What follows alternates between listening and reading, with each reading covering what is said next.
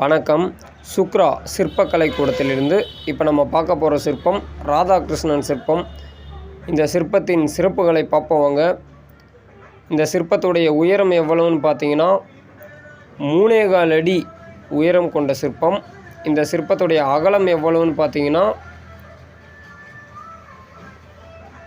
2 அடி அகலம் கொண்ட சிற்பம்.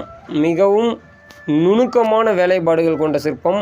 இந்த மயில் தோகை, கரண்டம், முத்துகள் கட்டியிருக்க மாதிரி, நெற்றி பட்டம், காதில் கருக்கு, மகர குண்டலம் கொண்டு, கிருஷ்ணர் கையில் புல்லாங்குழல் கொண்டு, தோல்வளை, உதரபந்தம், அந்த வஸ்திரம், காலில் முத்துகள் கட்டி கருக்குகள் போட்டு ஒரு நுணுக்கமான வேலைப்பாடுகள்.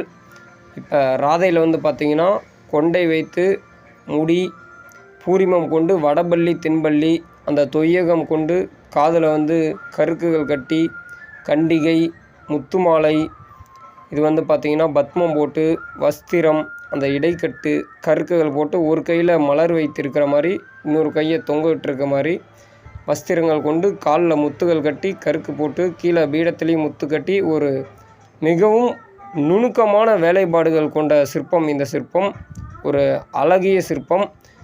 சிறந்த சிற்பத்திலே இதுவும் ஒரு சிற்பம். நன்றி, வணக்கம்.